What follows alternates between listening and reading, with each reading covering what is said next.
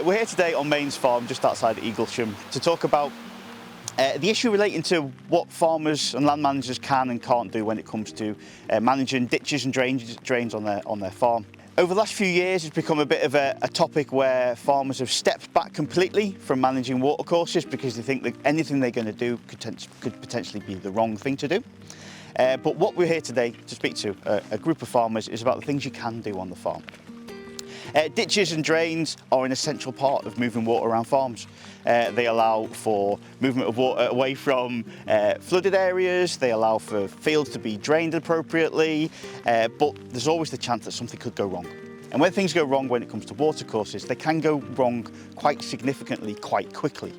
So there are rules in place to make sure that anything that is done is planned, is appropriate for the location, and isn't going to harm the environment. But at the same time, we want to do it so that businesses benefit from that work they want to do.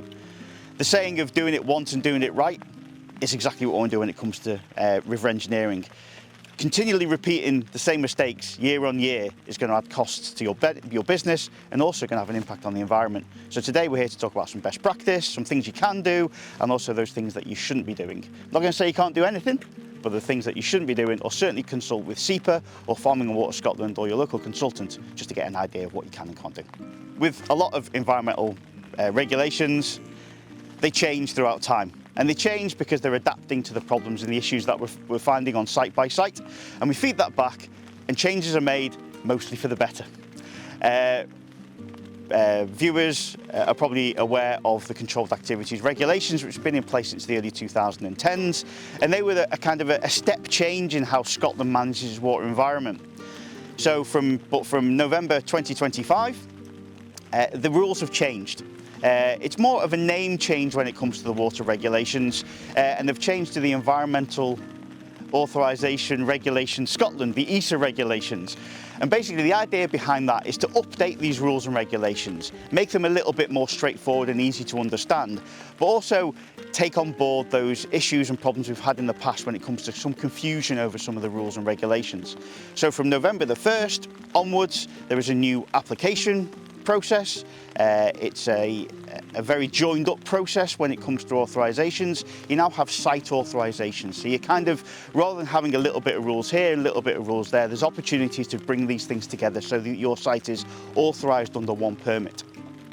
As there was in the Controlled Activities Regulations, or CAR, in that regime there was general binding rules, which are the low-level kind of low-level authorisations, which didn't require any formal notification to SEPA, were free of charge, and were things that farmers would have just done on their site. And there are some of those examples when it comes to managing ditches and drains and stuff like that. So where there is small-scale removal of sediment, that could have been covered by a general binding rule.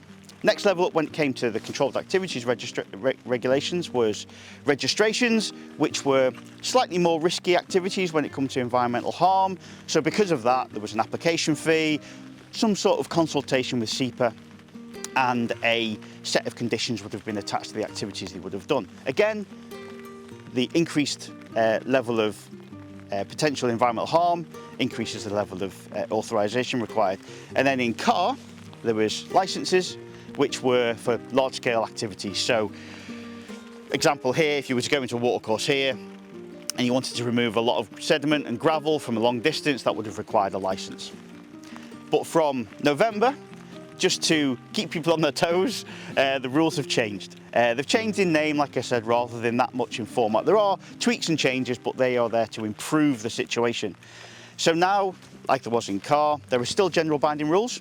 So these are those small scale, free of charge authorisations which just need to happen in line with standard conditions.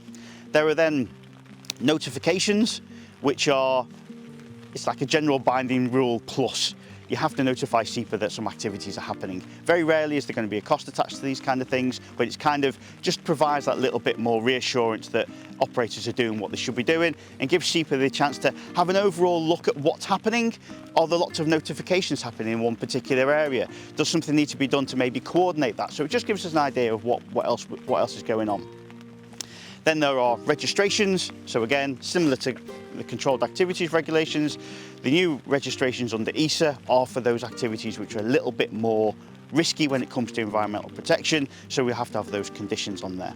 And then at the top level, rather than licenses, it's permits. So permits are those ones which have got large-scale activities that require potential for pre-consultation, significant time and investment when it comes to making sure the right decisions are being made, and also that communication with SEPA to make sure that it's that story. Do it once, do it right, rather than repeating the mistakes of the past. So the ESA regulations are now in place. You'll hear people talk about these kind of things, but there's plenty of guidance which is going to be on Farming and Water Scotland, and a link to the SEPA website as well for more information.